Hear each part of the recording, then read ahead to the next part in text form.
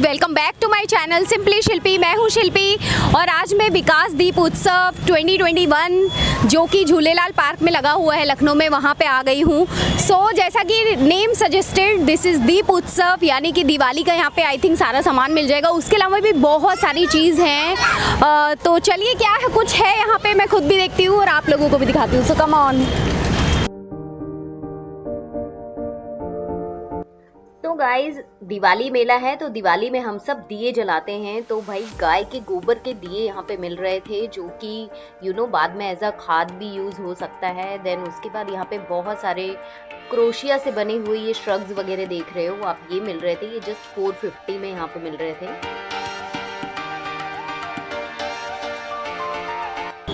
So 450 में कोई भी ले सकते हैं। कितने का है ये 150 का, जस्ट 150 में।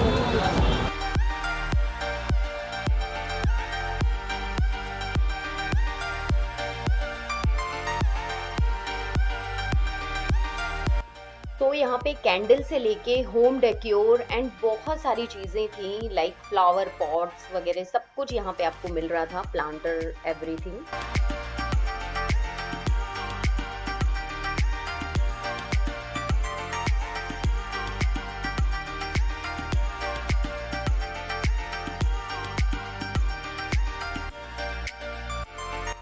एंड ये एक शॉप थी, इनके पास बहुत अच्छे अच्छे जूट के बैग थे जिनकी प्राइस रेंज 150-100 रुपीज से शुरू थी। ये वाला जो अभी आप देख रहे हो ये 180 रुपीज में अवेलेबल था।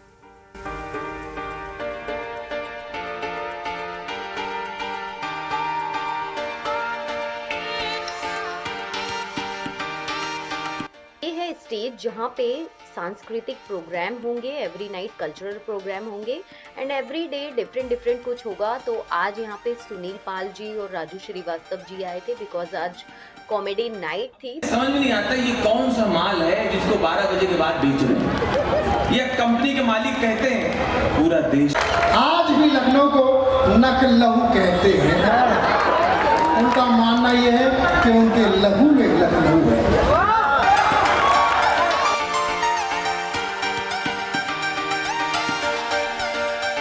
मेले की अगर बात की जाती है ना, तो सबसे पहले ख्याल आता है कि वहाँ पे ना झूले होंगे बहुत सारे। तो भाई यहाँ पे भी आपको तरह तरह के झूले मिल जाएंगे, बच्चों के लिए, बड़ों के लिए, सबके लिए यहाँ कुछ ना कुछ है।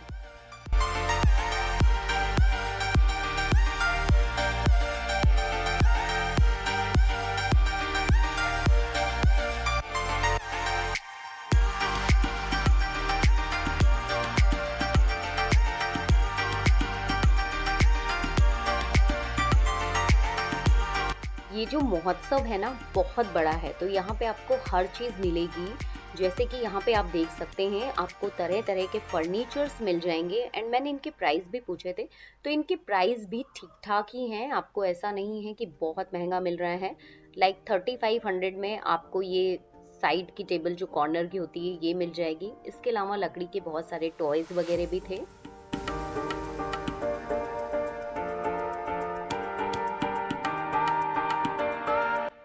एंड शॉपिंग के लिए तो बहुत सारी यहाँ पे शॉप्स हैं जहाँ पे 10 रुपये हर माल से लेकर आपको हर चीज़ यहाँ मिलने वाली है।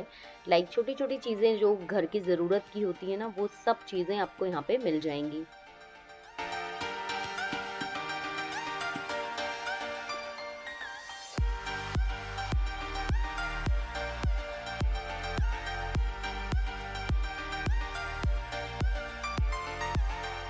जैसा कि अभी लखनऊ में ना हल्की हल्की ठंड स्टार्ट हो गई है, तो यहाँ पे आपको विंटर कलेक्शन भी मिल जाएंगे। तो ये स्वेटर वगैरह जो आप देख रहे हो, ये 550 की रेंज में यहाँ पे मिल रहे थे।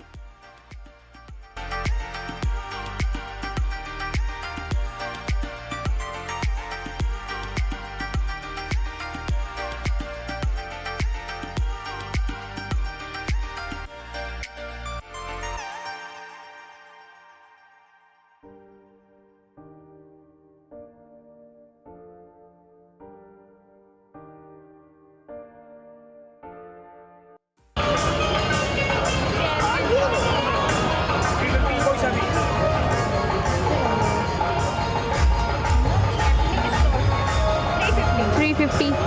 ये किस रेंज है? है ना? कैसे दे रहे भैया? 220 रुपए की 6। 220 की 6। एंड ये वाली प्लेट 250 की 250 की 6। माइक्रो ओवन सेब होगी बेटा ये सब। जी माइक्रो ओवन सेब कितने का सेट है ये? 550 रुपए का सेट है केतली ये केतली के साथ एक कप। का।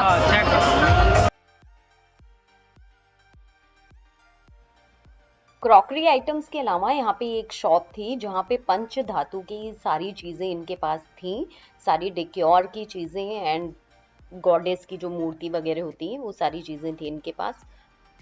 लाइक पंच धातु थोड़ा सा एक्सपेंसिव होता है तो एक्सपेंसिव ज़रूर थी बट बहुत ही सुंदर थी। 1100।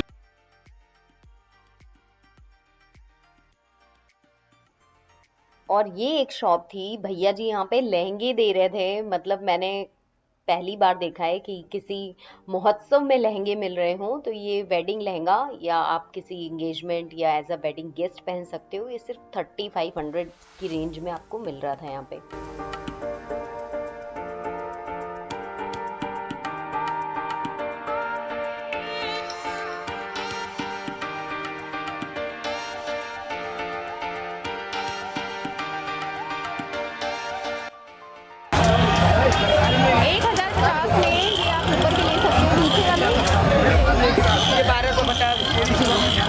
ये 1200 नहीं, ये 1150, 350, ये 300। सबसे छोटा सबसे कम रेट का यही है आपके पास। और ये 150 के 2। ये 300 के दो कैंडल 150 के 2। 150 के दो कैंडल के लिए है, कैंडल होल्डर। और ये 100 का एक। ये 100 का एक है।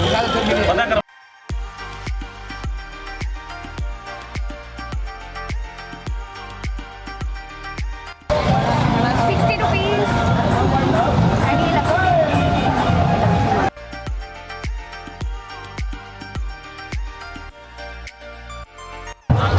कितने के भैया? ये 1000 रुपए का है। 50 रुपए। मैंने 1000 रुपए का। चांदी है क्या? 50 रुपीज।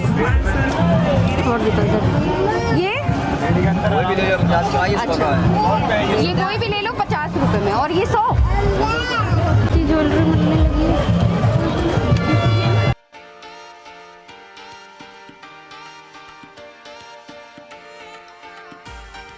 तो शॉपिंग तो आप यहाँ से सब कुछ कर सकते हैं। सारी चीज़ें बच्चों के टॉय से लेकर और इतनी सारी चीज़ें मैंने आपको दिखाई, सब कुछ मिल जाएंगी। एंड इसके अलावा खाने पीने की तो माय गॉड कितने सारे यहाँ पे स्टॉल्स हैं। From Chinese to south Indian to everything, सब कुछ आपको यहाँ पे मिलेगा।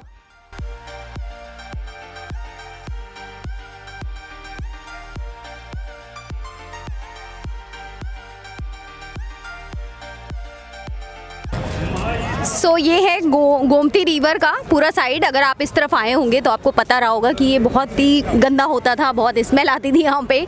बट अभी तो इसकी पूरी काया ही पलट गई है।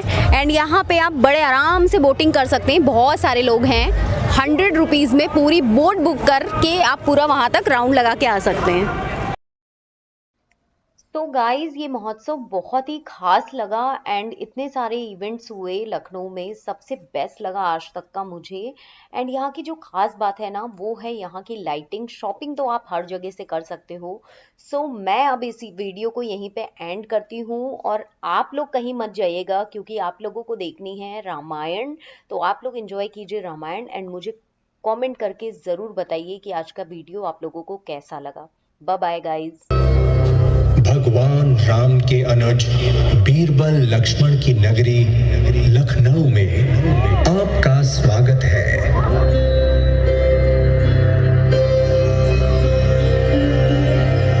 अयोध्या नगरी, जिसे प्राचीन काल में अवधपुरी कहा जाता था, भारत के हृदय में स्थित है। एक समय यहाँ सूर्यवंशी राजा दशरथ अपनी 3 पटरानियों सहित राज किया करते थे।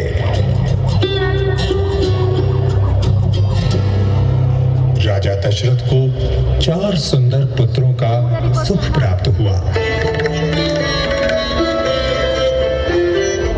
महर्षि वाल्मीकि के आश्रम में चारों भाई हंसते खेलते बड़े होने लगे और सभी आवश्यक विद्याओं में निपुण होते गए। विवाह के पश्चात श्री राम के राज्य अभिषेक की तैयारियां होने लगी, लेकिन रानी केकई की दासी मंथरा ने केकई को उकसाना शुरू कर दिया।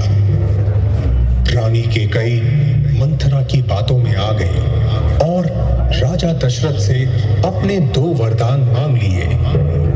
पहला वरदान, श्री राम को 14 वर्ष का वनवास, और दूसरे वरदान में अपने पुत्र भरत का राज्य अभिषेक। पितृभक्ति का उत्कृष्ट उदाहरण देते हुए श्री राम ने 14 वर्ष का वनवास सहज स्वीकार लिया, परंतु लक्ष्मण और सीता ने उन्हें अकेले न जाने दिया और स्वयं भी उनके साथ चल दिए। मानवता के संरक्षण के उद्देश्य से निकले राक्षसों का संहार करते हुए तीनों पंचवटी पहुंचे और वहीं कुटिया बनाकर रहने लगे। एक दिन वहां से गुजर रही एक राक्षसी शूर्पणखा को दोनों कुमार बहुत भा गए। उसने दोनों के समक्ष विवाह का प्रस्ताव रख दिया। श्री राम ने लक्ष्मण की ओर इशारा करके कह दिया कि मैं तो शादीशुदा हूं। जब लक्ष्मण ने भी उसका विवाह प्रस्ताव ठुकरा दिया, तब वो राक्षसी अपने वास्तविक स्वरूप में आ गई, जिसके फलस्वरूप लक्ष्मण ने उसकी नाक काट डाली। शूर्पणखा लहूलुहान नाक लेकर अपने भाई रावण के सामने विलाप करने लगी और अपने अपमान का बदला लेने के लिए रावण को भड़काने लगी। रावण ने सीता हरण की योजना बनाई। सीता मैया भिक्षु को दान देने के लिए जैसे ही लक्ष्मण रेखा से बाहर आई, रावण ने उनका हरण कर लिया।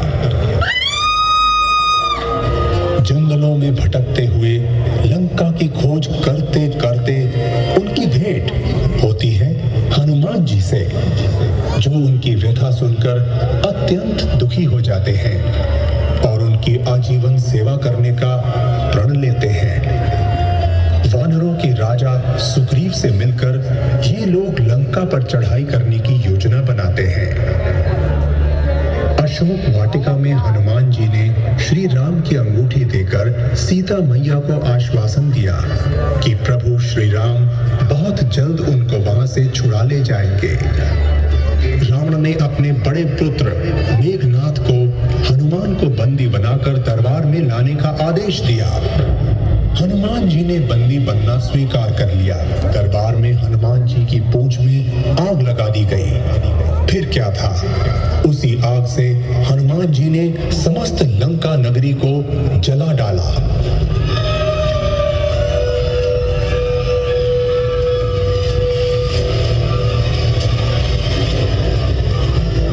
सोने की लंका धू-धू करके विध्वंस होने लगी।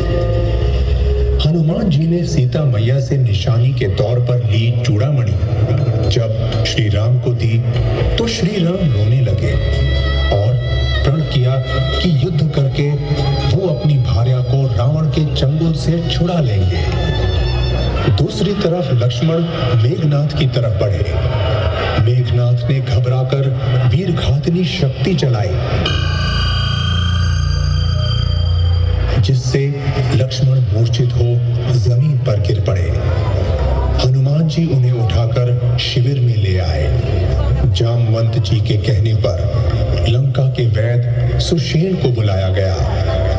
उन्होंने पर्वत और औषधि का नाम बताकर हनुमान जी को संजीवनी बूटी लाने को भेजा। हनुमान जी पर्वत पर पहुंच तो गए, पर औषधि न पहचान पाने के कारण पूरा पर्वत ही उठा लाए। संजीवनी बूटी के उपचार के उपरांत लक्ष्मण जी ने आंखें खोली और श्री राम हर्षित हो उठे। भयंकर युद्ध से रावण मन ही मन भयभीत हो रहा था। कुंभकर्ण को जगाया गया। कुंभकर्ण ने श्री राम की सेना में आतंक मचाना शुरू कर दिया। तब श्री राम ने 1,00,000 बाण छोड़े और कुंभकर्ण का अंत हो गया। रावण विलाप करने लगा। मेघनाथ अगले दिन के युद्ध के लिए आवेशित हो गया। अगले दिन मेघनाथ और लक्ष्मण में पुनः युद्ध हुआ और अंततः मेघनाथ मारा गया। अब रावण ने स्वयं युद्ध में जाने का निर्णय लिया। रावण के वज्र तुल्य शरीर में किसी शस्त्र का असर ही न होता। रावण की निशाचरों की विचित्र सेना वानरों और भालुओं की सेना से भिड़ने लगी। जब रावण पर किसी भी प्रहार का असर न हुआ, तब विभीषण ने श्री राम से कहा कि रावण की नाभि कुंड में अमृत का निवास है, इसीलिए उसका सर भी अगर धड़ से अलग हो जाए तब भी वो मरेगा नहीं। श्री राम ने विभीषण का इशारा समझ लिया। उन्होंने बाण को कान तक खींचा और रावण की नाभि पर 31 बाण छोड़े और रावण निष्प्राण होकर भूमि पर गिर गया।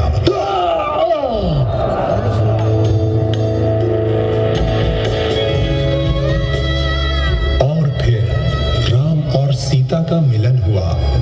साथ ही बुराई पर अच्छाई की विजय हुई।